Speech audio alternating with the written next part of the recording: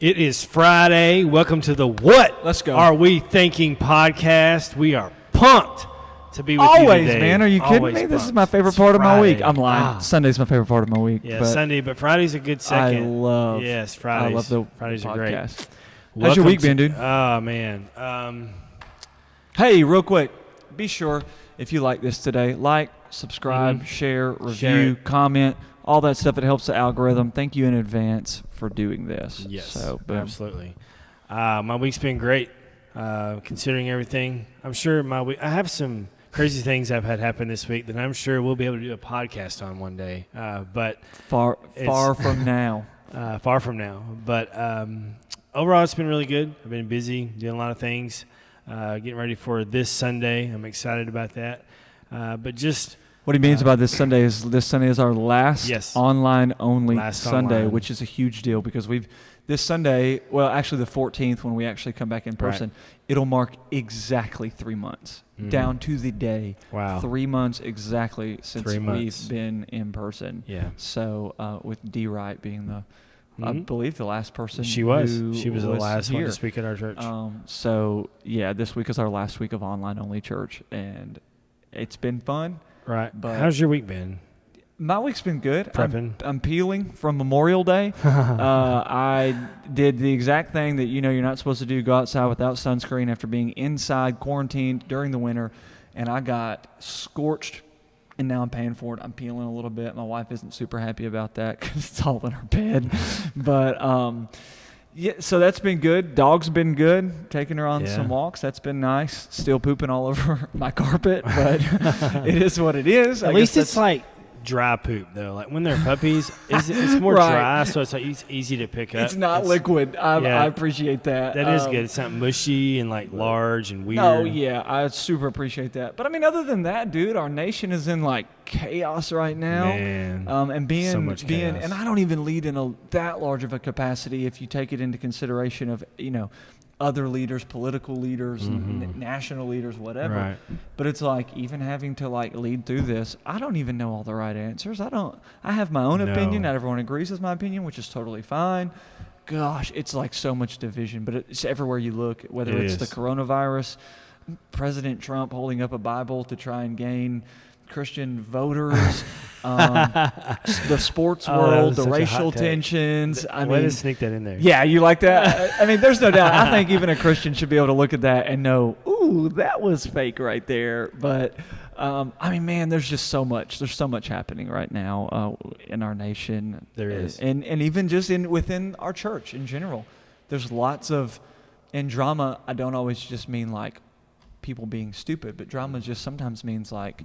There's a lot of intense situations going on with the people of our church, whether it be losses of loved ones or bad news or losing jobs or you name it. I mean, just all across the board. It seems like every day I'm hearing something new. So there's been a lot of nights this week where me and Sam just have to go on a walk and get fresh air and come back into reality a little bit. I've had to do that as well. I've ran every day this week just to kind of clear my head. Yeah. To think about things that are going on in our country, in my personal life, and my wife. She's been interviewing for jobs all week long. That's been a huge thing for her. So, if there's any company out there that's watching this and you're not hiring Alicia Crawford, you're crazy. Why? Yeah, she's a rock star. Literally amazing. So she is a rock star. So thinking through all those things, and then just hearing the news from friends and family that are going through things all over the place. It's been weird, but I do want to say this. I saw a post the other day. I want to have some gratitude for 2020, though. Absolutely. 2020 has stretched us so far out of our comfort zones. In every facet. way. And that's so good. We need it. Like we need that. Yes. It's not the end of the world. It's just a stretching and a growing period for us as people. So it's really enabled me to get past some of my comfort zones. We had a protest here in McKenzie this week. I believe it was Monday. And this is what I do. I want to kind of admit this on my own. So Monday I see that there's people protesting by pockets, and I was like, oh, I'll go by and talk to these guys. So me being the nice white guy that I am, I go by and I go, I support you guys 100%. Like, this is great. And I feel like God just speaking to my spirit at the moment. He goes, oh, it's still about them, right? It's still a they thing for you. And I felt really like awful. I was like, oh, you're so right. Like, I'm just perpetuating the thing that I get mad about the most. Right. And a lady said, you want to hold this sign? And I was like, yes, ma'am. Absolutely. Let's go. So that was getting out of my comfort zone. Like, man. More so getting out of my comfort zone and, like, doing that with other people, with my neighbors. And it felt really great, to stand with them and speak out against racism. And there's so many, I think where we're at in this whole thing is we get so lost in all these different, like, perspectives. Oh, yeah. So we have so many. We all have a different perspective, a different take, and a different feeling in it, but we don't know how to respect any of those anymore. Right. And everybody's just getting mad, and there's just so much lashing out and so much anger. And I think there's a way to hear everybody. There is. And to, on some level, identify and empathize with everybody. Yeah, but it takes a conversation. It definitely takes conversation. We're reading in James, and it's like the book of James is like a little sword that just cuts at me every time I read at it. And it's like, be slow to speak. Yes. Quick to listen. And it's like, Alex, you are not good at that. And so I've just started talking less, which we're on a podcast right now, so I'm talking a lot. But just even responding less to different things that I see, it's like, all right, I'm going to like really sink this in. I'm taking in stuff from every angle and just trying to like listen and understand every point of view right now. So, yeah. Yeah, that's the biggest thing about a conversation. We have to stop yelling. From like across the pond, like all the yelling that we do, all the social media yelling. Stop trying to get clicks and comments and like create a conversation where you can sit down. Like in real life, like with real people, media is dangerous. We're doing media right now, but man, they will force an agenda on you from the right, from the left, from the middle. I mean, wherever. I mean, you got to be able to take in from all sides. Yeah. Because if you just listen to one stream of media, they are doing it to manipulate you. Like that's what they want out of this. Media is dangerous. Ratings. It's more about. I mean, we see that all the time. Even like different interviews you see pop up, it's usually because they're setting somebody up to fail. Absolutely. Absolutely. Let's hit some headlines. I'm excited. I don't know what the headlines are today. So one thing that is actually positive: the U.S. jobless rate has actually fell. So that's great. There's a rebound in our economy. So that's actually really good. I thought that was actually really good news. It's been a surge because we were kind of in a depression style. Like the COVID-19 thing has been really awful. And so I thought that was really great. What's your take? What's your feelings on that? I love it. I love that people are getting to work again. I think that's fantastic. My wife is one of those people who recently got to go back to work and, my goodness, has she been busy. There are many nights where, she's left the house by 8 a.m. and I don't see her until 8:30 p.m. because she's so busy right now having to catch up on all that stuff now. Right. I don't think it'll be quite like that forever. I hope she stays busy, though. Right. But, yeah, dude, I know for us that's a big deal. I know for the mental psyche of a normal human being, being able to have that consistency. And it's not even just making money. It's like getting out of the house, putting your hand to something, feeling productive. Yeah. That's huge for people. It is, especially your mental health. I hope, because, mental health, right now, there's got to be a serious problem with some people within the mental health department. Not that people are crazy, but like, do we have enough things to be full of stress and anxiety about right now? Right. So getting to go back to work, getting to get your mind off some of that, I think it's great. So that's my take on it. It said the jobless rate fell from 14.7% to 13.3%, and payrolls actually rose by 2.5 million. So that's pretty awesome. That's pretty big. That's pretty amazing. So second thing, Major League Baseball. Well, we know a little bit about the NBA. They're going to do a playoff system to get to a champion there to crown a winner. But Major League Baseball is actually wanting to start a 48-game season, which I thought was really important for me because I might actually watch baseball now. Well, there's only 48 games. Right. You don't have to situate through like 90. My ADD would not kick in. I think I could actually handle 48 games. Now there's a lot of like arguing back and forth between owners, players about money, safety, all kinds of things. But that's what Major League Baseball is wanting to do. Sure. And that may be a bluff. It may be something that, you have no idea what they're trying to actually accomplish with that. So would you watch a 48-game season? Hot take. I'm not going to watch a baseball at all. I'm not going to watch a single game this season. If baseball did not play one game this year, I wouldn't be offended by that. I would actually be happy about that because least. Sorry, baseball fans. Yeah, I'm sorry. I'm just not a baseball fan. But my least favorite thing is turning on ESPN, and our guest today is looking at me funny right now. But my least favorite thing is coming home, turning on ESPN, and seeing a baseball game. I hate it. It's to me, it's as bad as seeing golf on ESPN. Yes. I mean, like, shout out to the athletes. I love it. To the fans who love it. I personally don't love it. I would prefer that the NBA just start up right where it left off, finish the entire regular season, go into playoffs, and not have baseball season at all. I would prefer that the NBA went year-round. So I don't care. That'd be a lot of basketball. I'm totally fine with that. Yeah. But so all that to say, I don't care about Major League Baseball. I think I would watch most of the season at 48 games. I would watch half. Okay. I could do 24 games. I'll watch the World Series. The last 24, which would be like playoffs, whatever's left. Right. Like, that's big for me. Right. But I can only watch golf when Tiger's playing. Like, I only care when Tiger's playing. That's same. I don't know why. I really just want to see LeBron win the championship this year. Right. Same. Yeah, so. I could go with that as well. Something I didn't get to in my week. I watched the Lance Armstrong 30 for 30. Did you watch that? I haven't watched it yet. It's there. I keep seeing it. Man. I share Josh's YouTube TV account. Shout out to me and she. And so I keep seeing. I'll see whenever Josh watches something because it'll say like recently watched or something like that. And so I'll always end up like going back and watching it. But I keep seeing it pop up. Haven't watched the first one. Haven't watched the second one. ESPN's really stepping their game up with some explicit lyric content. I know. Whoa. The first 10 words of this Lance Armstrong documentary, the 5 of those 10 words are the F word, straight up, like just F word. And he's telling a story. I mean, you have to, obviously that word's needed. But something I learned about Lance Armstrong, even though he cheated, even though he got caught, he did a lot of blood doping, all those crazy things that cyclists do, still made a huge impact in the cancer department. Yes. Yeah. There was a lot of genuine things that he did that he brought to the table. One girl actually they interviewed, she didn't know that chemo affected your fertility until she was fixing to go into chemo. The doctors never told her. She talked to 5 different doctors, cancer doctors. They never told her about fertility.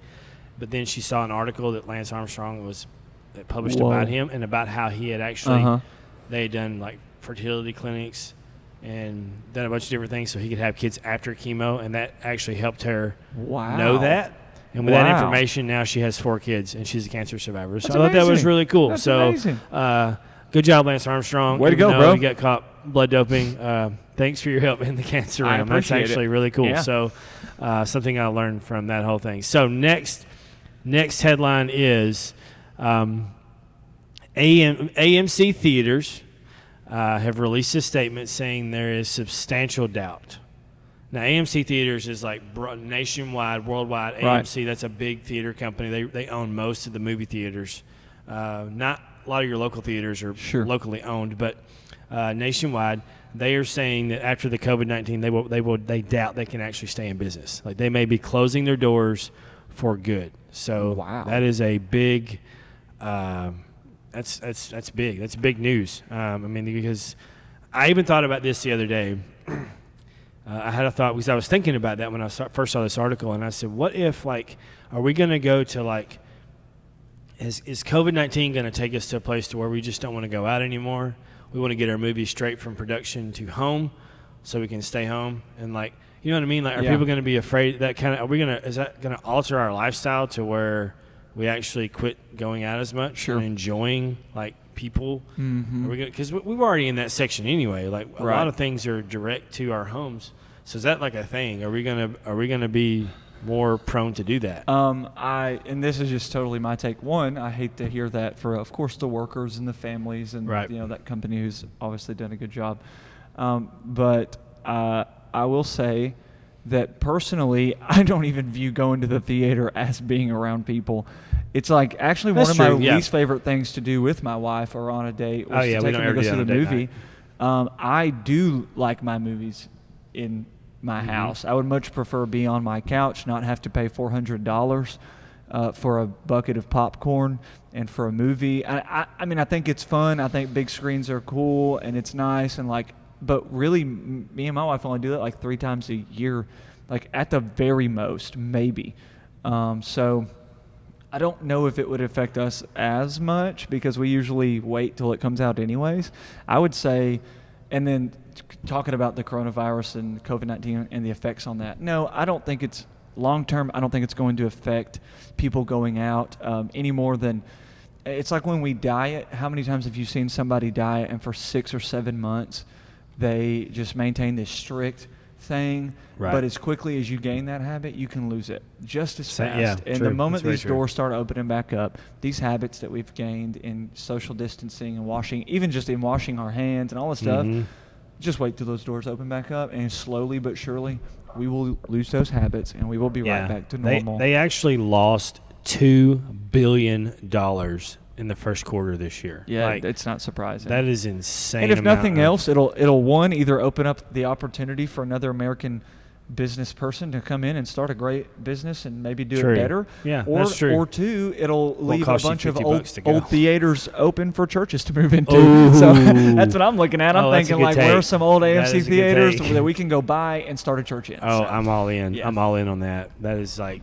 100%. Anytime I ever see buildings with tons of seats and like stage and stuff like that, I literally think, I see old Walmart buildings, old Wilkins, I think that could be a church. So who knows?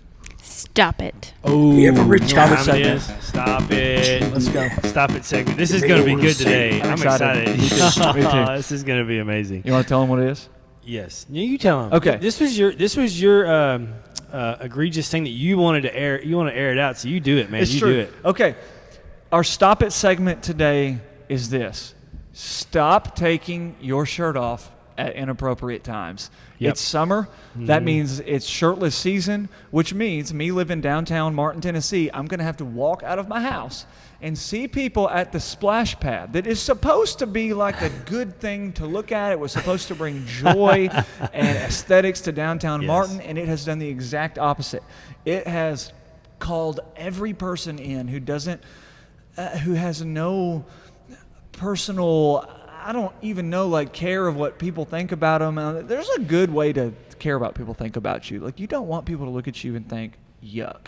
But then when I walk out of my house, sometimes I think, yuck. Because there's a lot of people that go to the splash pad and they're just walking around with their shirt off. But it's right downtown Martin. Like, there are appropriate places to take your shirt off. Yep. The pool, the water park, the beach, maybe if we're going jogging or something like that.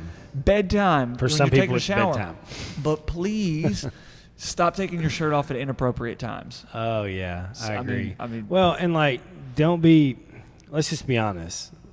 Like, if you're a mom and you carry your kids there, like, don't like promote hoochie wear. Like, yes, please. Like, please come on, man. Like, there's no reason to wear a string bikini with a thong. No, I don't want to see a thong with your bikini 3-year-old downtown. Right? Yeah, because like you're not even getting wet. You're just standing there like and trying to sunbathe. People are having to drive by and think, it's like, what am I watching right now? Can I go eat lunch, or am I going to be able to stomach my lunch when I get I don't there want to sit at Martin's Coffee and Bakery. Bakery. Shout out Martin's Coffee and Bakery. I don't want to sit there and watch gross people walk around all the time. I don't want to sit there and watch anybody out there. It's not even just like people who I don't appreciate. I mean, it's like anybody. I don't care if you have a six-pack or whatever. Like right downtown maybe isn't an appropriate spot to just go and sunbathe. So, but I feel like I feel like this is a common error of judgment for people. Like some people, like music festivals I've been to in my life. Yeah. Like the people that get naked are the people that should never get naked. Always. Never get naked. No. People that always unclothed. I'm like, why you should have more clothes than I do. Like, right. You should clothe more. I don't know. Understand. And that's not I'm sorry, but like, this is just our opinion. Wear clothes. This is just our opinion. So, yeah, just know, stop taking your shirt off at inappropriate times. I think everyone would appreciate it. But there is the word inappropriate. That is a real word. It's in the dictionary. Yeah, and there's an appropriate time to do it. So just figure out when that is. Yeah, come on, man. Like, just wear clothes when you need to wear clothes. Yeah. Don't embarrass your kids. Please. Sometimes they don't even know it's inappropriate. They're 3. Right. They have You're no idea. You're teaching your kids your bad manners. You are. And they're going to grow up thinking it's okay to take their shirt off or wear really nasty bikinis. And it's not. It's just not. It's So gross. let's stop doing that. Let's just stop being inappropriate. Yes. Josh, From- introduce our guest today. Man, I'm so pumped. Our guest today is our county mayor, Joseph Butler. So we're pumped to have him today. He is going to bring some insight to this podcast, some education to the podcast, because I am not an educated person. So we need people that can be on this podcast that are smart, educated, that know what they're talking about. Mature. That's a very good word. I'm not mature. You missed today. Maybe next week. No, that's not true. I can give some recommendations. I'm so pumped to have Mayor Butler on here because one, he's a young guy, which you don't see that very often, especially not in politics. You don't see someone his age. Two, he's not just young; he is legitimately cool. You don't see that very much in politics. Yeah, you're right. Just cool people. I mean, he's got a very cool family.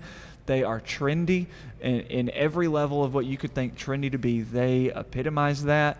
But then three, he's just so professional. I follow him on all of his platforms. I watch whenever he goes live with anything. I watch any video he's ever put out. It's so fun for me as a young leader to watch him do his thing because he is just absolutely killing it. I don't know if there's a person, I mean, I'm sure there is because there's always people who don't like certain people, but like of any political figure, especially around here, but just kind of in my lifetime, you're just very well liked. Thank you. And very well I appreciate appreciated. that. Yeah, I appreciate it. There are definitely people out there that don't like me, and they're Sure. We've all got those. But I think part of the reason maybe that we can say that there's hopefully a majority that likes me is I think so. for the reasons you said. It's not so much me. It's my wife. She's incredible. She is cool. My kids are incredible. Hopefully our lifestyle is presented in a way that's very personal and real. Yeah. And like you said, I'm not the typical politician. No, and I love that. I roll in with a suit for sure, Yes, but and I like wearing a suit. But beyond that, it's not typical at all, and that's intentional for me. Good. I identify with that. good. I mean, like I said, I'm leading in a capacity. It's not leading an entire county. Don't get me wrong, but I'm young and I'm pretty intentional about trying to be different in some ways. And so it's like looking at a picture of you guys out on the lake. It's like, this is how much I follow you. All right, because Gotcha. I'm about to It's bring up a Facebook okay. post. It's So like all right. looking at the picture of you guys out on the lake and you're having fun, and you don't look like I don't know. You just don't look lame, and your wife has tattoos, and it's just like, man, there's such a cool. Joseph has tattoos. You have tattoos. What am I Got a thinking? lot, yeah. And it's just like, these guys are so cool, and so Well, that means a lot. It's an honor. It's and you're the same way. You present it in a way because you do want people to like you. Sure. Hopefully, it's not for ego reasons Sure. more than it is to grow your church. Yeah, like it is for absolutely. me to engage people and to involve people. Mm-hmm. So it's very much for that reason that we want to be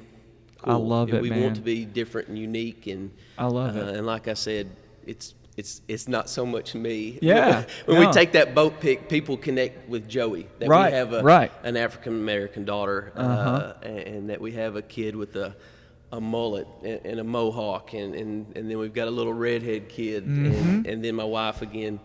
She's beautiful, and She's a tattooed, photographer, and she just. I mean, for me, there's plenty of people that don't like me. There's nobody that dislikes my wife, Yeah, and I don't get it. She's involved publicly. She's multi-professional. She does hair and photography. You would think there would be people out there that didn't like her, but they're not. There's not. They're out there that don't like me. Now, and which Not is, her. I mean, feel I you guess that's there. not surprising, but so tell me real quick, just to like start this off, because I've always wondered this. Did you grow up thinking, I'm going to be a politician, I'm going to be a mayor, I'm going to do this? Did you have those aspirations? If not, when did that start? How did you get into all this? So I grew up in a family that was involved, I guess you could say, politically, civically. My dad was the youngest county trustee ever elected in Carroll County. Started at, I think, 24. Beyond that, my great uncle was the youngest sheriff ever elected in Carroll County. That's amazing. U.S. Marshal. We've got several others that have served, in sort of public roles. So I grew up seeing a dad that was, I guess you could say, a lot like me. Sure. So many people liked him. He was the person that you came to when, not me personally, but if somebody in the public needed help, he was the person they went to. Right. And I grew up admiring that so much. And, out of college, my life didn't go in that direction. I went to the private sector, tech, Sure. and higher education, and so my life didn't go in that direction. Yeah. And I really never saw myself going in this direction. Loved what I did, but then just between some friends, some mentors, I guess opening my mind to the idea of this, when I did start thinking about it, man, I got so excited because I thought to myself, look at the way people admired Dad and others that were in these public roles, and the impact that they had. And my dad went from county government to state government, and served as a commissioner under a governor, and then he came back to Bethel. So I looked at it and I just saw, man, it's not that he was important, but it was that he was a helper. Yeah, he had he saw the opportunity. Man. Just like you in the church, you guys, you've got an audience. Yeah. And it's there. And then in my role, there's 28,000 people in Carroll County, so I've got an audience, and every small community, every community, look at the world, goodness, people need help. Yeah. And to have that audience and that opportunity, to me, is really, really cool. It's a cool responsibility. So I very much want to be a helper. That's so cool, man. And I grew up seeing That's it from awesome. that perspective. Aspiration-wise, it's not there. Like I don't have a dream of being You just had some in this good people in your political corner. office or that political office. Right. People ask me all the time. I guess again, I'm young and Sure. in the county mayor's role. They're like, what's next? I'm like, I don't have this is not a next. There's no, Right. this isn't a Yeah. stepping stone to this or that.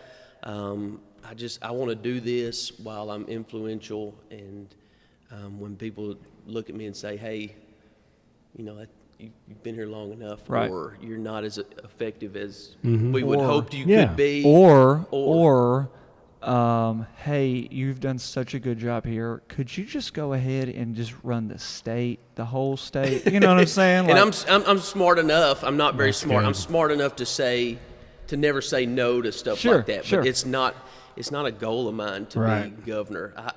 Man, you look at Governor Lee's job right now. Nobody wants that job. No, Nobody no, I wants don't that want it. job. And I wouldn't at and, all. And I don't. And for one, I don't have the money to. Sure. Everybody sure. in those positions at this point in Yeah. our age of politics are ultra wealthy people, Mm-hmm. and I do not. I don't have that. So You just need the right people to get on. Yeah, it's about to get on- fundraising, sure, but I don't have an aspiration to be Got you. a Right. senator or a representative or Cool. some field director or, Yeah, or yeah. especially governor right now. It's nasty, man. like it, man. It's like social media. It's a mean environment. It's and- mean, man. and- It's mean. So he's doing a great job, I believe. Yeah. And I'll let him do his job. Absolutely. Absolutely. Yeah, I don't want anything to do with that either. So, I guess something we talked about the other day, I just wanted you to hit on.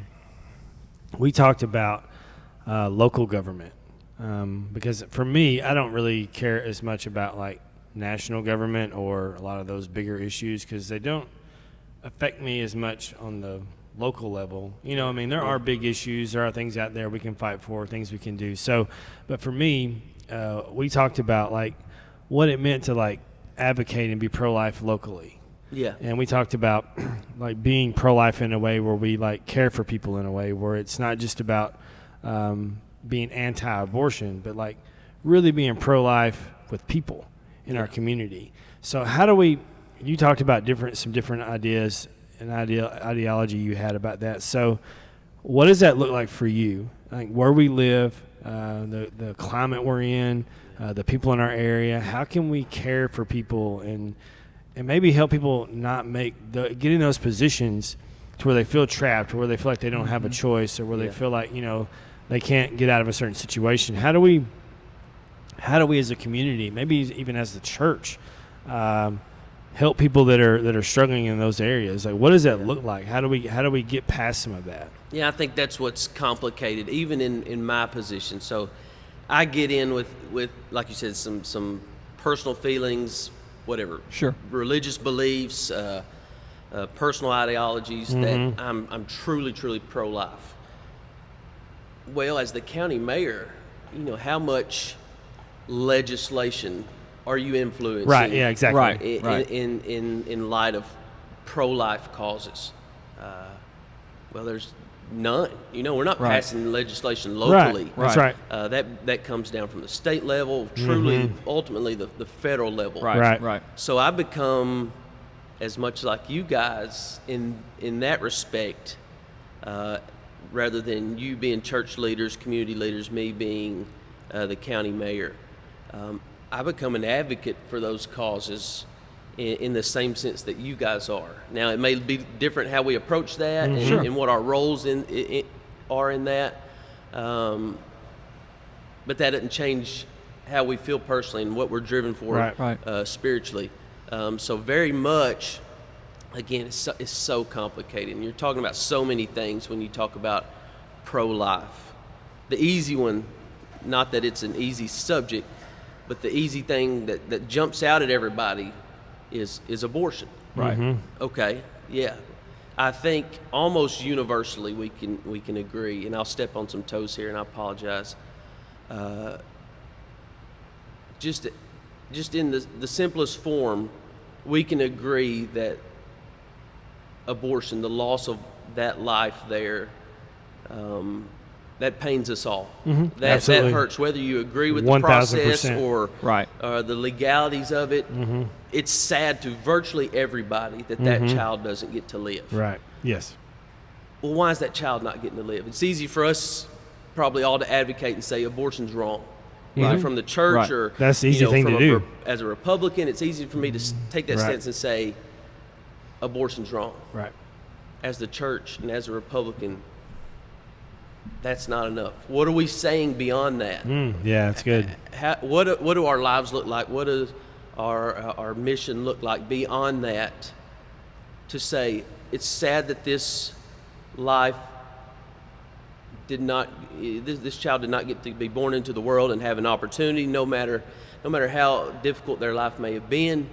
Well, that child wasn't born into the world likely because that birth mother didn't feel like she had the support system. She may not have a home to put that child into. It's just so complex. So what beyond saying I disagree with abortion are we doing? I heard it put like this, and I'm sure this was probably even cliche, and I'm sure you've heard it too, but especially in speaking from a Christian standpoint, of course, it's like believers they are one of the only groups of people that are more concerned with life while someone's in the womb rather than outside of the womb. It's like we're pro-life until the baby is born. Yeah. And then the second they're living, it's like, oh, okay, I'll just do your thing. And if you can't eat, you can't sleep, you don't have a house, you're not going to get good education, you're going to get sick, you don't have health care. Yeah. Good luck. Yeah. Special needs, whatever. Absolutely. It's so complex, and it's that talk the talk, walk the walk. Yeah. And I know again that's cliche, but it's easy to say. It's true. I'm pro-life. I'm anti-abortion. Are you pro-adoption? Right. Are absolutely. You beyond that? For us, it was easy to, not easy. It was affordable, and we had the space in our home, and we had the love in our hearts to take on that baby. The difficult part is what happens when that birth mother wants to be involved or cared for, or she has needs, and you know that she's selflessly and painfully giving up her child to you with the expectation you're going to care for that child, but then you also have this understanding that she's going back into homelessness, drug use. Right. And this isn't talking about a specific case. Sure. But drug use, domestic violence, Mm-hmm. mental struggles, no opportunity for furthering her education. Mm-hmm. Are you going to do the stuff that's required to help her too? Right. Or the mother that has to give up her child because she's going to prison. Mm-hmm. Are you willing to get involved there? Are you Right. willing to minister to her? Are you willing Right. to take that phone call every time she calls? Right. Whether that's once a week, once a month, Yeah. once every 3 years. Mm-hmm. Are you willing to take that call? Are you Yeah. willing to put money on her books in prison, Right. so that she's cared for and nurtured, and again, that's not a fix that the county mayor or even the state or federal legislatures Right. puts in place. Man, the church leads that. Absolutely. The church leads that. Absolutely. And jail ministries. Oh my goodness, my mom's involved in this jail ministry, and there's a lot of women that come out of that and they've been saved, and they say, I didn't know your son was the county mayor, to her, but to me they're like, oh my goodness, your mom's Jennifer Butler, she's a saint. Right. Mm-hmm. Right. Because Yeah, that's everybody good. in the jail knows her. And like the sheriff, he puts all these programs in place that people don't realize for these women and men in jail to have an opportunity to know Jesus, to get their life right. That's the stuff that's not legislated, but it's opportunities that are Absolutely. in front of us. And then, of course, all the stuff going on in the world around us. If you're pro-life, what does it look like to you? We got people getting murdered in the Right. streets, and Right. and are you willing to get in the thick of that? Right. 'Cause if you're pro-life, You got to be fully, pro-life. Fully, the one all guy, the I forget way. some pastor, all the way from womb to tomb. Like, are you all of it, the whole Right. gamut? Are you Right. pro-life, or are you saying you're pro-adoption, anti-abortion? What does pro-life look like to you? Absolutely. Well, hey, now that you've just gone there, so I know that the racial injustice, the protesting, the everything that's happening right now, that conversation in our country, obviously it's huge. It's probably is. bigger than it's been, other than maybe of course the civil rights movement, but like in the 90s with the Rodney King riots and stuff like that. I mean, this is just as. Yeah. I mean, you will look back on it 20 years from Yeah. now and think, I remember I think we're when just this getting happened. started. Yeah, me too. I know that's obviously close to home Yeah. with you. So, I mean, you know, and you don't have to give a full rundown about how, I don't know, how this should change, but even, you know, us being in an area where, I was talking to my wife about this last night, for most people in the world, they are not living in an area where racism is equated to just total all-out hatred for a Right. black person. Right. Most racism that you would experience would be behind closed doors or through systems in place or just prejudices that you don't really even think that you have.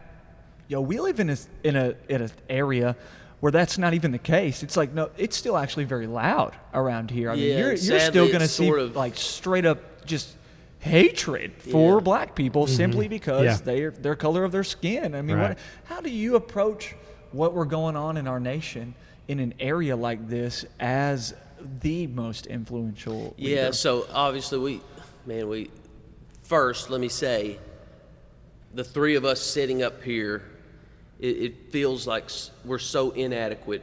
Absolutely. Like, we're so Absolutely. inadequate to have this conversation. I've thought about this, and like, no matter what I say, it's going to be steeped in some, I don't know any other way to put it than inadequacy. Yes, You know, like, yes. we are not qualified to have this conversation, really. But I've heard from so many in the black community, my friends, mentors, that said to me, I need you to speak out on this. Right. I need you to say something. Right. And even though we're so ineffective and it's so inadequate and it's so imperfect when we speak on this, they're looking to us Yeah, and saying, absolutely. we need you to speak. So, one, I want to listen. Yeah. the Blackout Tuesday thing, I think the primary goal was Yeah. just hear us. Like Yeah. the Right. black Yeah. community is saying, just listen. Yeah. Feel the pain that we're feeling just for a moment. We want you to truly just step back, let your guard down, just drop all your bias Yeah. and perspective Yeah. in any of that, and just listen for a minute. So I'm really trying to do that. Like That's so I'm really good, man. trying to just let my guard down, and just listen to what the black community's saying. But they're also in positions of leadership. Right. County mayor, church leaders, Right. especially a very diverse Right. church like you all. We've also got to speak out, and I'm willing to do that, to stand with them. So back to the South thing, I think we have a history that's very ugly in regards to this, Yes, and it that's is. so unfortunate. But that kind of stuff carries on, and Yeah. it's hard to get rid Yeah. of that. Yeah. It is. And I think we have so many wonderful minorities, people of color. We have so many wonderful white people, and I Yeah, would say absolutely, very, very, very much the majority agree with us on this. Absolutely. Yes. And they I stand would with us totally I agree with that through too. imperfections, through all the confusion that's going on, and even probably our inactivity most of the time. I hope the black community knows that the majority of people stand with them. Right. Even though we have not done enough of that. It hasn't been as visible as it should, and we certainly haven't done enough listening. The majority of people here are good and want to do what's right, and want to Yes. Yes. go arm in arm, hand in hand with the black community. But, like you said, the ones that are racist here are so racist. Yeah. And people see that too, and it paints such an ugly picture. It does. And that's so unfortunate. But it's also the reality that the black community lives in. Man, I've heard stories from my friends that when they were growing up or they were in high school and they said, this happened to me, we went through this, and I didn't even realize it. Right. Right. Man, we played ball together, and I just thought everything was good. Like he wore a smile, or she wore a smile, and she shook it off, publicly anyway. And I didn't even realize some of the stuff that was going on, Right. and that sort of among a lot of that's going on really breaks my heart, because I wish I would have known. I would like to think I would have Sure. stood up against it, but I think that's part of what the black community is saying. Yeah, we have a great opportunity now. Yeah, we I mean- went through all this. You didn't even realize what I was going Right, through. right. And I think it's just like I said in that post the other day. It's boiled over. Yeah. They watched a guy get choked to death. Yeah. Before that, they Yeah. watched three guys video and hunt a guy down in the street. Yeah. Okay, so maybe he had done something wrong. You don't deserve to die No, for that. no. You can't get For murdered sure, for for that. sure not. No, you Especially, can't. we talk about police brutality. That wasn't even police brutality with the Arbery guy. No, Like, that was it's just murder. Three guys just took it upon themselves to hunt this guy down and murder him On suspicion. on suspicion. Like, Yeah. we're a nation of laws, and that's a beautiful thing. And we see that those laws are abused sometimes. Yeah. But in that case, the police are there for a reason. Right. Call them, let them respond. Right, But, yeah. I mean, there's just so much going on in that situation. It sounds Yeah. like the police were almost advising people to call this guy rather than call the police department. Right. And that's nuts. It's nuts. But It's nuts. we're seeing people get shot down, murdered, and the black community saying, here's your evidence. Like, people are videoing murders at this Right. point. Right. We can't turn away from it. Right. I think you have to respect the anger. Yeah. Like, you have to understand it, and or respect it. You may not be able to ever understand that, but just at least respect the emotion Yeah. that's pouring out of people when they're tired of seeing this, and it's something that we've sat back and watched for a long time. I think it needs to be loud. Yeah. It needs to be in I our love face, it, man. because we will never let our guard down unless we're forced to. Right. Right. I think that's Right. human It's nature. it's so humbling. It's humbling. Like Scripture, God resists the proud. He exalts the humble. Yeah. Here's our chance. Like, That's be it. humble. That's it, man. Let your guard down. Listen for a minute and just watch what's going on. And, Right. and you'll see it. Yeah. You will. My heart, I know you guys too, my heart's been broken for a long time. But this week, man, it's been rough. It's really beat me down. The last several weeks have been really rough. And it's not even, it's not affected me personally like it has the black community. And I can't imagine the pain they're feeling, Same. And helplessness and hopelessness and what do we do? They feel like, they're crying out for help. Right. And we can cry out for help too with them. Absolutely. And instead of negating how they feel. Yeah, Instead of, it's so easy to say, well, that guy had done something wrong. Right. That's why. No, he should have gone to jail. Should have been a misdemeanor, whatever. Right. Let your guard down. Just they're asking you to listen for a minute, and nobody agrees for the most part with rioting and violence and the ugliness and the complexities. But that's what I was saying in that post. Again, very imperfect, but that's what I was saying in that post. It's okay to cry out for this thing: racial injustice, inequalities, maybe police brutality, but for sure this racism and this hurt that the black community is feeling. It's okay to cry out about that thing, right, and not muddy it with these other things. We can cry out for these things at the same time, but separately. And you when you see somebody murdered, it's not our responsibility to say, but this, but this. Yeah, the but. I hate it. Especially right now. And not counter it with other things. Yeah, either. don't counter it. They're just asking us to listen. Yeah. Like, acknowledge it. Yeah. Acknowledge it. Stop creating your own new hashtag. Yeah. Like, leave it alone. Yeah. Like, just shut up and listen. That's right. And that's really hard for people to do. It's hard. It's hard for me. I'm not afraid to be honest with people. Yeah. It's hard for me. But ladies and I in my office were talking just yesterday. I'm just listening. Like I'm not going to muddy it. I'm not going to distract. I'm not going to say but. I'm going to say yep. I acknowledge it. I see it. I'm with you. Yeah. I don't know what that looks like from day to day or from situation to situation, but I'm with you on it. Yes. And that even speaks to like our justice system and like some of the outdated policies that we have. Like I feel like we're out of date in some areas, that we need to work on. But those are things that'll have to be worked through, on a much larger scale. Yeah. But as people, we can just love each other, listen. But I feel like until we sit down, until we have dinner with people, until we really do life with people, we'll never truly understand.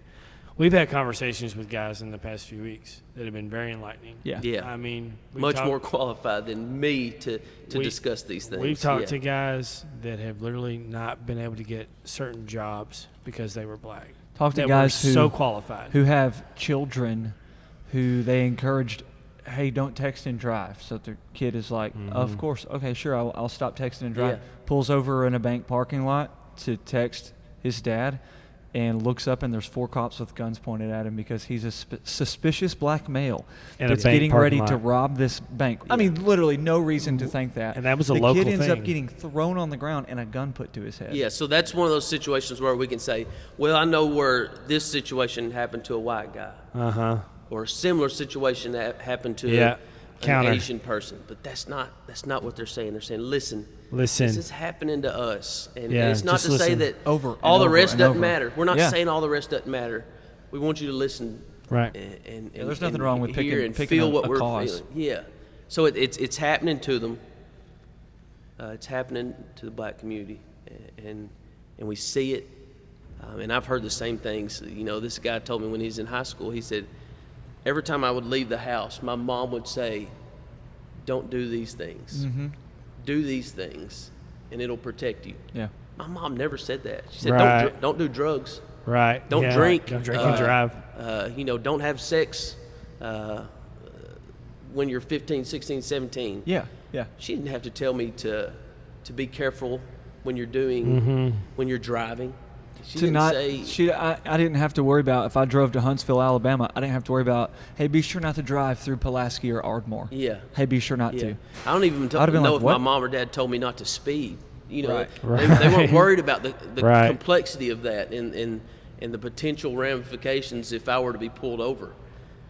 So I've been pulled over, and my wallet's been in my backpack, and I'm rummaging through my backpack. Yeah, and they just trying to find my wallet. I'm not thinking about nothing. And guess Yeah. what? Nothing happened to me. Right. Yeah. Zero things. And that's a privilege. Yeah. Like that's It a privilege is. we've always It is. had. Yeah, and it's I'm sure it's different from community to community and Yeah. region and Yeah, region sure. and states Absolutely. and different states and stuff. But it's a reality, and again, we don't have to complicate it. We have Sure.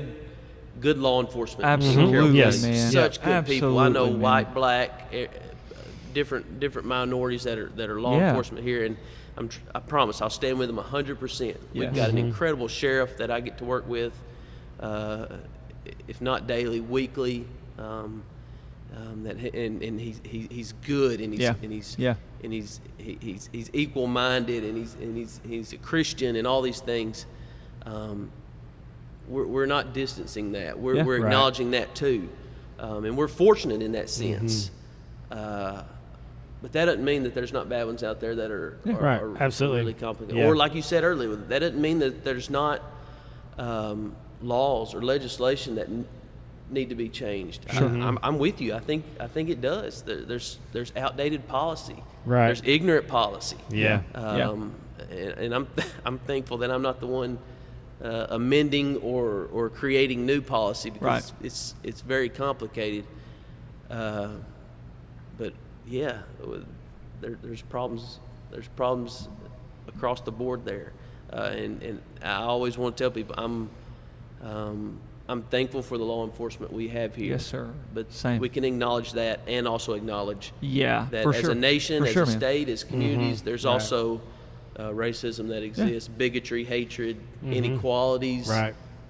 We can do those things simultaneously. Yes, And I sir. think we have a law enforcement community Yeah. that would say the same Yep. and stand with it and would fight for what's right. I think so too. Yeah, so true. I think a lot of that happens in on way smaller levels. Like if you hear a person, if you're a cop and you have another cop that's your friend or your partner or whatever, and you hear the things they're saying, it's like you got to call that out. Yeah, and I think I've thought a lot about that this last week or so, and you referenced this earlier, Alex. You said a lot of it goes on behind the Oh yeah, behind the so curtain. much. Oh yeah. We've grown up. I listened to your live session the other day. You're Right. talking about your own privileges and sort of this old deep rooted racism Yeah. that you grew up in. Right. Man, I don't remember myself saying a bunch of outright racist things growing up. I had so many black friends. I hope that most of them would stand up and say, Joseph, didn't so much see color. He loved us. We played ball together. Right. But man, and I don't have a good memory, but countless times it was presented as a joke. Yeah. Where it was presented in a safe, Yeah. a safe group. Over this past week, I've thought to myself, I can do some things immediately to help fix this Yeah. problem, and Yeah. it's to call that out when I see it. Absolutely, man. Yeah, Because that's that big. joke, it may be completely a joke and meant in that way, but the likelihood is that there's There's something something in behind it. there. Yeah. There's something Yeah. in there that Yeah. they feel like in that safe little group of probably all white people, they can make that joke and get away with it. And we Right. probably all grew up around those groups or teams or whatever where those jokes were made. Right. And we probably even felt, with the heart that I have, I probably even felt uncomfortable about it, but I stood back and didn't say anything about it. I'm personally done with that. Yeah, Like, same. I'm going to call it, and I'm not Same. going to do it maliciously, but I'm going to say, man, if you feel comfortable saying that, then me and you there's a problem here. Like, Yes. I'm not going to be okay with it. Like, and I've got a little girl that's going to grow up with a very different life than I have, and that's not any fault of her own.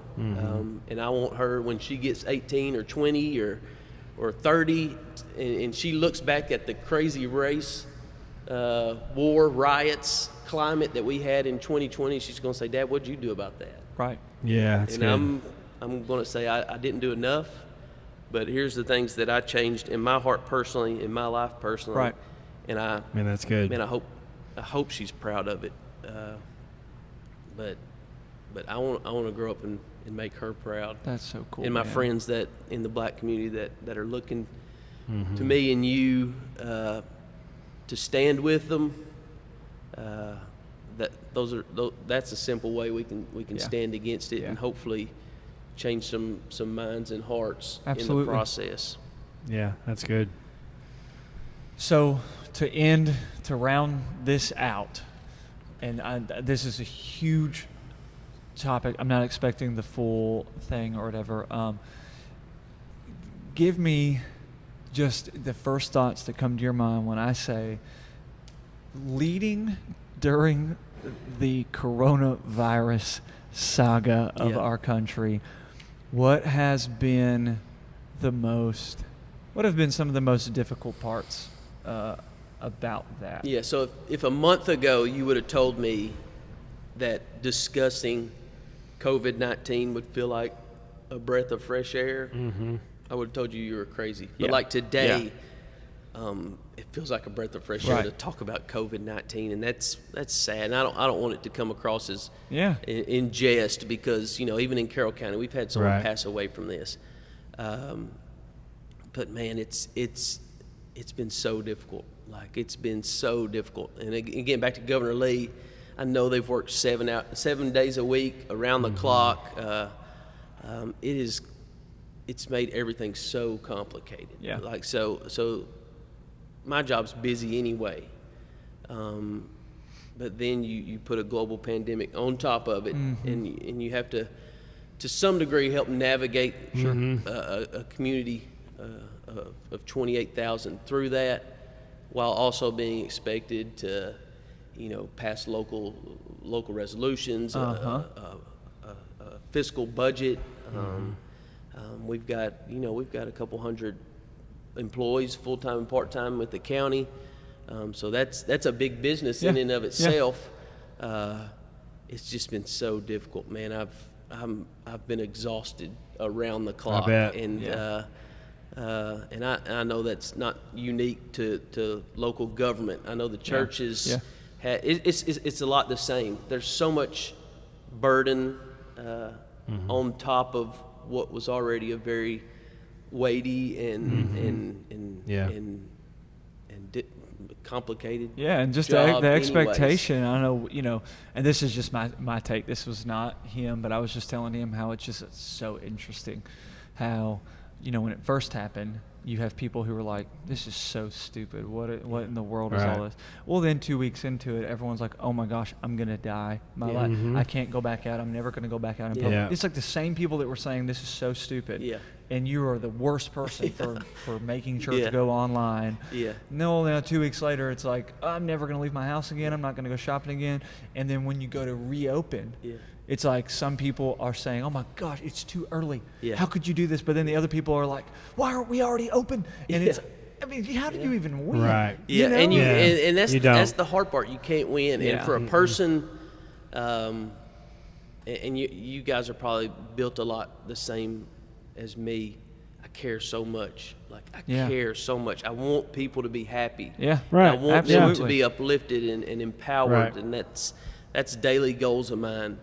To realize that people's happiness and joy and their current state is so out of your control. Completely out of your control. Like, you're being forced by people bigger than you, to do certain things. Man, it's just it's exhausting. What do you do to just chill? What do you do to chill? At nighttime when it's just you and your wife and your Yeah, that's my chill. Like, people always ask me what my hobbies are. I don't have any hobbies. I like to work. I know that Work lies. is good for me. I love work. I loved what I did before. I love this job. I'm sort of just, fortunately for me, I'm built that way. Right. So that's good. But outside of work, it's faith and family. I ran on it. Faith, family, community. Yeah. I want those things to be harmonious. I want anything I get into in my life, I want it to work inside of that. Yeah. I really want my life to be simplified. I work. I get up every morning. I work. Maybe if I'm lucky, if I get up early enough, I read the Bible. I go for a run. But I go to work. I work my day. I shut that off as much as possible. I go home, and it's family time. And hopefully a lot of faith is built into that. Yeah, Certainly yeah. Sundays and Wednesdays and different ministries and hopefully personally inside my home. But my life is not that complicated, Yeah, man. It's not. I've got 3 kids, beautiful wife, 3 dogs, which are very much, for me, man's best friend. I love animals. I love my dogs. And then as of, this past weekend, 4 chickens. That was not. Let's go. That was not You're on me. adding. That was not on me. But I don't care, man. They smile. Life's short. Yeah. My kids love it. The oldest isn't too big into the chickens, but the 2 little ones are just ecstatic. I used to golf, but I don't golf anymore. Yeah. Because you have to golf at daytime when it's, when I don't know when people golf. I don't get it. Right. How do you have the unless you're time? just saying hey, family, see you in 3 or 4 hours. I'm going to golf this afternoon. Same, If dude. you do, I don't either. That's I don't know how people do it. I even feel guilty working out.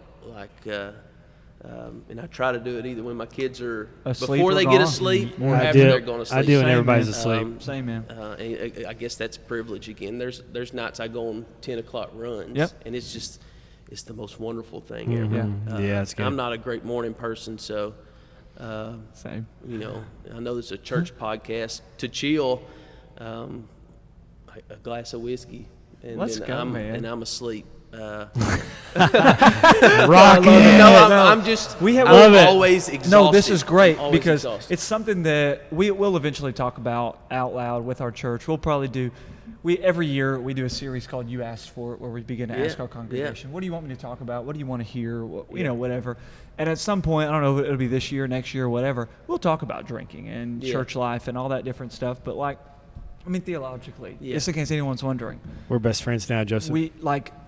you're allowed to drink. There's literally absolutely nowhere in Scripture does it say just flat out drinking. Oh, this is good about this podcast. sin. So good. I know. How much time we got left? Guys, I got to get back to I work. want to stay here long, but it This is doesn't good. say that. It just does not say that. And for me, I've never struggled with it. I know there's No. people that struggle with Same. it, and it's very Me much either. a touchy subject.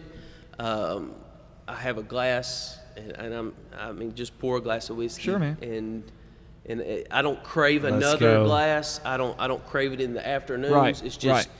Dude, it helps you wind down at that nighttime. 8 or 9 o'clock I get it. pour, and, Yeah. and I'm very much in control of it, Mm-hmm. and I know that there's situations where people are not, and that's a very touchy subject. But and I'm not.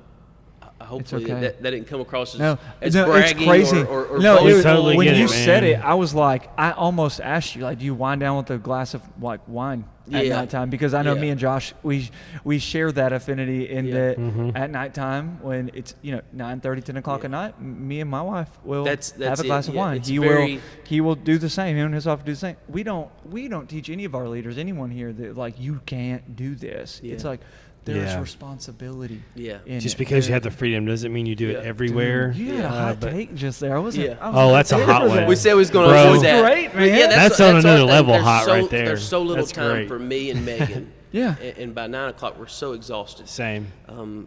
She likes cheap wine, and I like really expensive whiskey. Oh, this is so, great. you know, I want to say this. So that's our moment. We have an hour together. This is our tops. podcast. Yeah. It's not a church podcast. Yeah. We know we represent Got our you, church. got you, But yeah. this is ours. And So all that we'll we take do, it. We'll take it.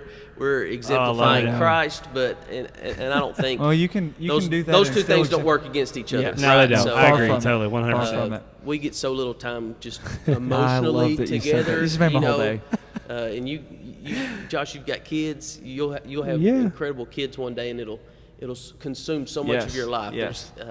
We don't go on enough dates. Same. Man, and man. I don't feel have like kids, I don't and I feel do that way. justice to Megan in that sense, but we have that hour together, just emotionally, where we can just sort of unwind, and man, it's good.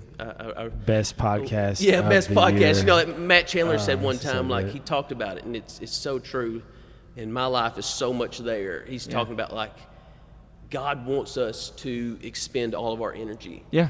Expend it. Like Yeah. if you're lazy and Yeah, you've that's got all good. this energy built up and you're not expending it, you're probably doing it wrong. Like Right. he was talking about how he has to come home in the afternoons. He's exhausted from a very burdensome, heavy workload, and he just sits in his car and he prays, God, give me enough energy to play in the floor with my kid. Yeah. Mm-hmm. Yeah. And I very much do the same thing. I've tried to take that to heart.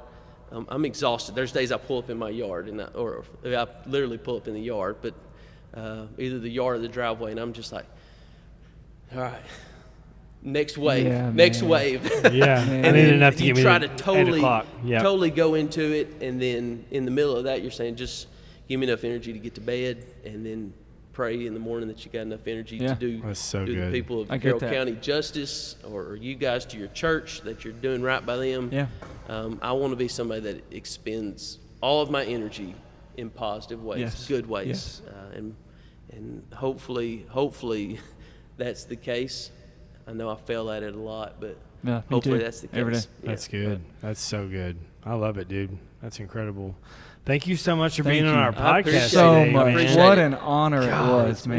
This has been the best one. I know. Like, I've just, man. it's because we did less talking than ever. I It's like we know. just got to sit here and do this the whole Yeah, time. I'm not the typical We're in politician. stardom, If you man. Good. Put a microphone in front of a politician, I guess. That is Well, good, I felt man. I was just doing this the whole time. I was like, oh We my just gosh, speak. this is so great. I loved it. So Well, love when y'all it. launched your podcast, not the church's podcast. When y'all launched, I was like, "Where's that text from Josh? He's got to get me Yeah. on." Oh, And it man. didn't take long. You This caught me is one so day. We good. had a great conversation on the phone.